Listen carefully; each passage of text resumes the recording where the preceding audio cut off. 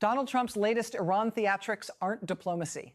They're a familiar MAGA performance. Threaten catastrophe, declare talks, shift the deadline, and hope the country forgets that the same people who broke institutions at home are perfectly willing to gamble with war abroad. The viral framing that Trump is panicking while Iran prepares 1 million soldiers captures the mood of escalation, but the more important story is the pattern. Trump's foreign policy is not strategy, it's spectacle, calibrated to domestic politics, personal branding, and the day's market reaction, even as the risk of a wider regional blowup keeps climbing. Start with the deadline game. Multiple outlets reporting on the current crisis described Trump announcing a 10-day delay, pushing a next decision point to Monday, the 6th of April, 2026 at 8 p.m. Eastern, while claiming the extension came at Iran's request and that negotiations were going very well. But even in the same news cycle, credible reporting undercuts the core claim.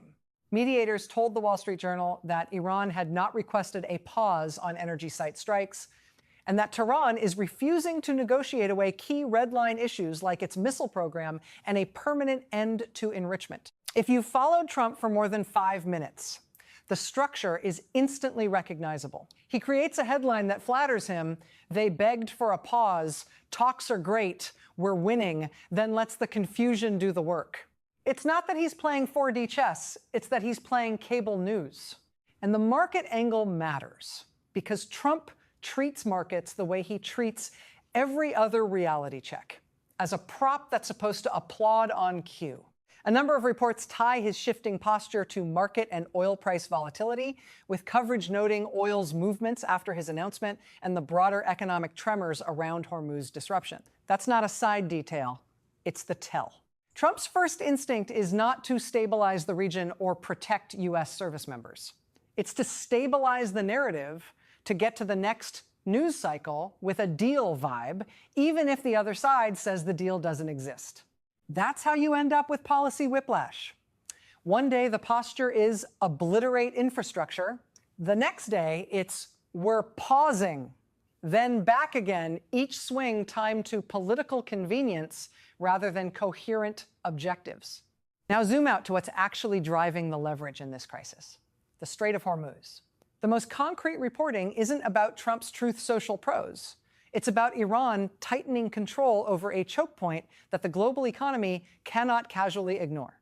The Associated Press has described an emerging toll booth regime vessels being pushed into Iranian waters for vetting by the IRGC, and in some cases, paying for passage alongside a dramatic drop in traffic and a dangerous environment for shipping.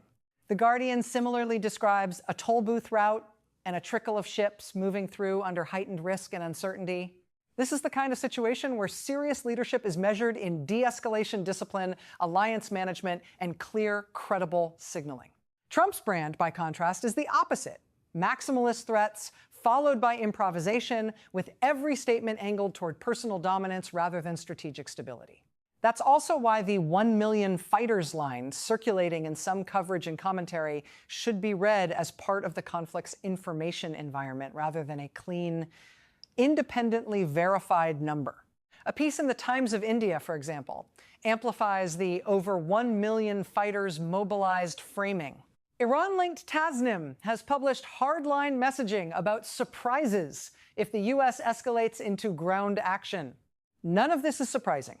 In a high-stakes confrontation, both sides broadcast resolve, inflate capacity, and weaponize ambiguity.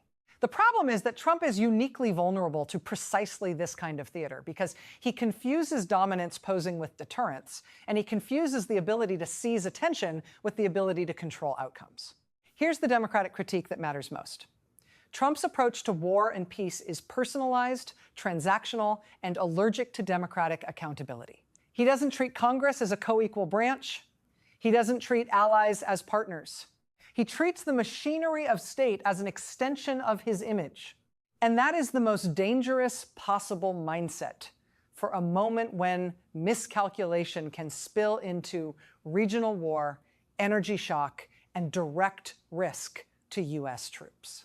When the reporting describes troop movements, contingency planning, and a widening set of regional actors, it's not toughness to keep improvising deadlines on social media. It's recklessness with a body count. MAGA wants you to believe there are only two options: Trump's bluster or weakness. That's the trap. Strength is not saying obliterate on camera. Strength is building durable coalitions, keeping channels credible, and reducing incentives for escalation. Strength is not swinging between threats and pauses as if the Middle East is a reality show season finale. Yet Trump's defenders keep selling that exact aesthetic because for them, foreign policy is culture war by other means. The America First slogan becomes an excuse to cut allies loose, politicize intelligence, and treat law as optional until the bill comes due in oil prices, global instability, and the lives of service members who don't get to post their way out of consequences. And yes, there is also a moral dimension here that the Trump era normalizes into background noise. Even the discussion of striking energy infrastructure framed as a bargaining chip should set off alarm bells. Civilian infrastructure is not a toy and will hit the power plants unless is not a serious negotiating posture. It's coercion flirting with humanitarian disaster. When Trump toggles between threatening strikes and announcing pauses, the message to the world is that the United States is run on impulse and ego. That does not make Americans safer.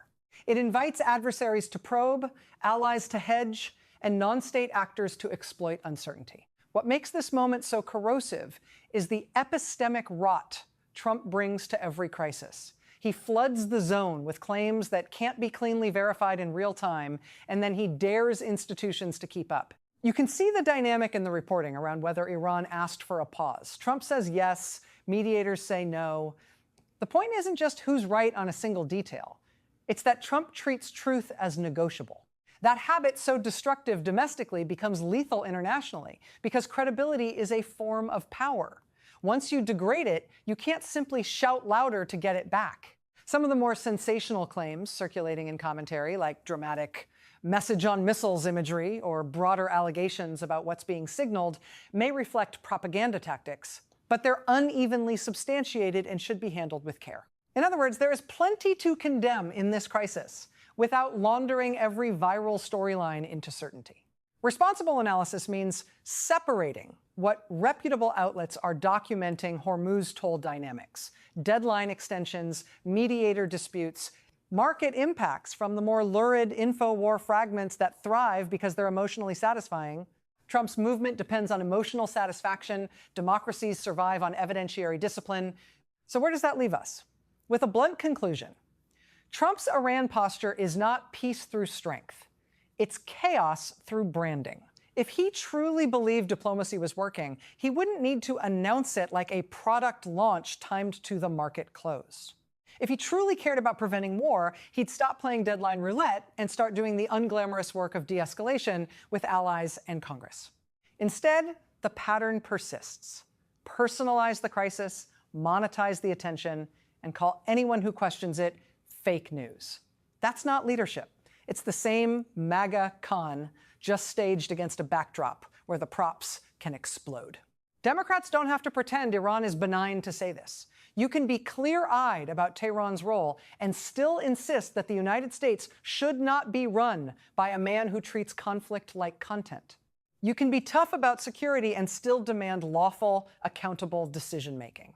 You can prioritize American lives and still reject the MAGA fantasy that perpetual brinkmanship is masculinity and diplomacy is surrender. The country deserves a foreign policy that doesn't lurch with one man's ego and a politics that doesn't confuse the ability to dominate a headline with the ability to keep the world from burning.